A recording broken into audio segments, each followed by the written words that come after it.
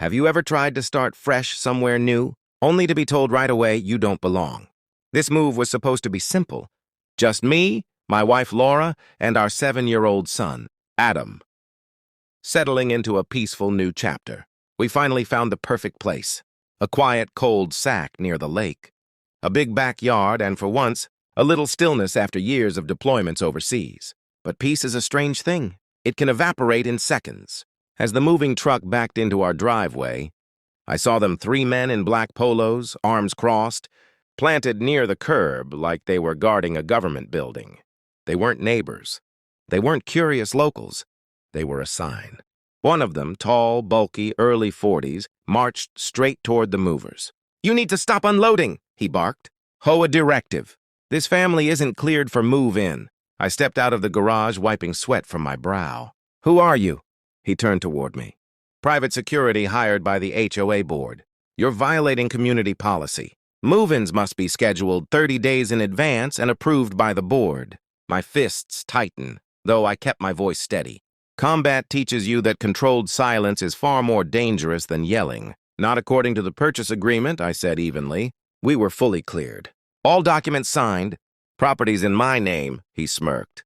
"Take it up with Karen Whitmore, HOA president. Until then, your move-in is on hold." Laura stepped out, holding Adam's hand. He looked confused, afraid.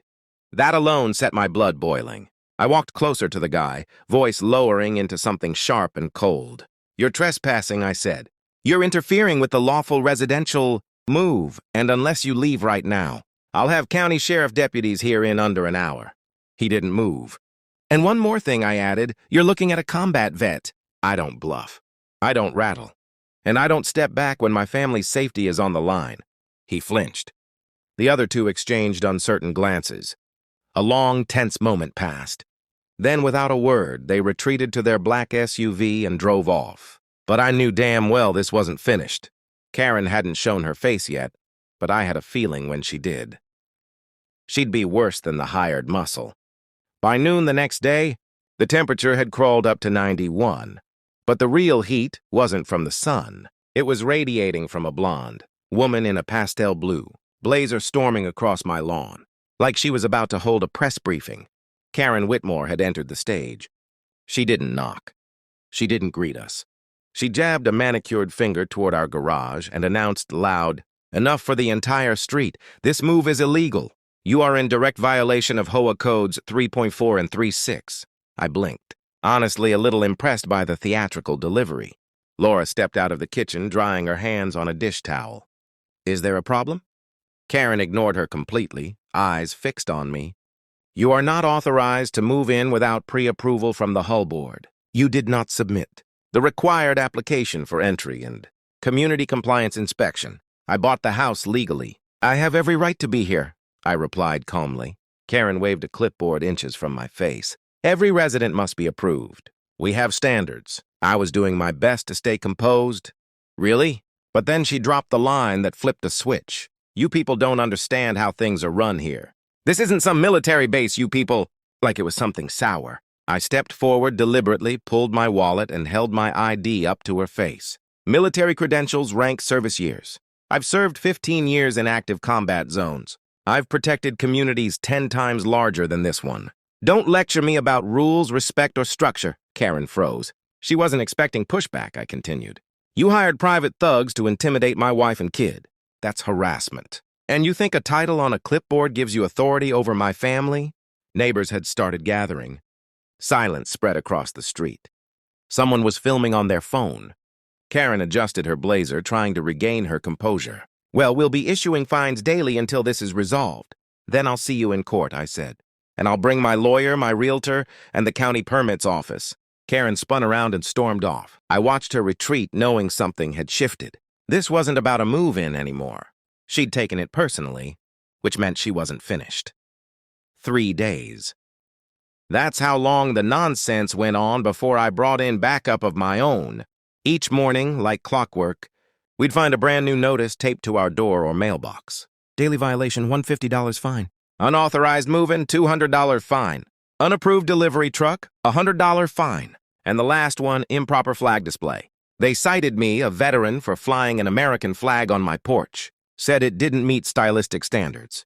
You can imagine how well that sat with a man who has buried friends underneath that flag. I didn't want chaos. I didn't want noise. But they wanted a fight, and they chose the wrong veteran to provoke. I called the county clerk's office and had them email every housing ordinance, deed restriction, and HOA guideline tied to my property. Turns out the horde had been operating in a gray zone for years using intimidation and soft threats that held no real legal weight. I documented everything. Every date, every photo, every angle, video of the hired goons blocking the truck, screenshots of Karen's clipboard meltdown, and even the neighbor's footage of our confrontation. Then I contacted someone who cuts through nonsense like a blade through rope. Sheriff Joel McConnell, retired Army, an old friend from my second tour. Joel wasn't just a sheriff. He was justice with a badge and boots. He pulled into our driveway the next afternoon. Fully uniformed cruiser parked boldly out front.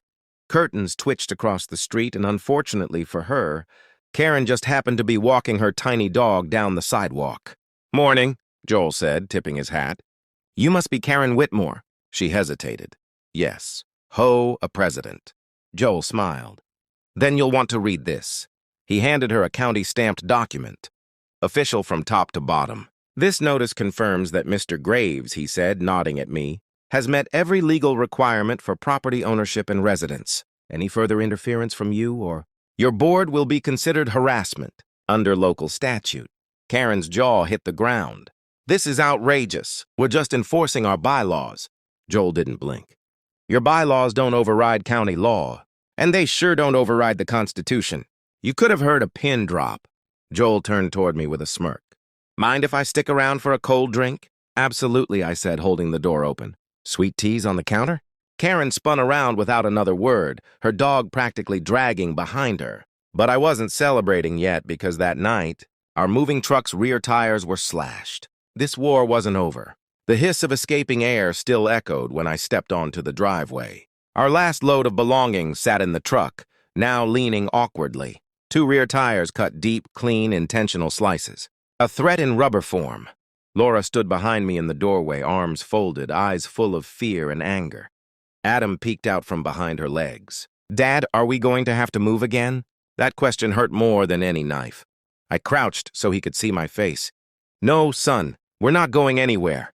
But I was done playing defense. I walked to the side of the house to the oak tree, where I'd mounted a small, wireless security camera 2 days earlier. Pulled up the footage on my tablet, and there it was. 217M, a hooded figure is creeping toward the truck with a flashlight and something metallic in hand. He slashed the tires, looked straight up toward the camera, and walked away like he owned the street. I zoomed in, got the face. Karen's hired muscle, one of the same guys from day one. He walked right under the hoin like it was his front door. Widadro AM, I had uploaded, duplicated, and sent the footage to Sheriff McConnell. 10 AM, Karen was back on my lawn, but this time she wasn't alone. New stories every day.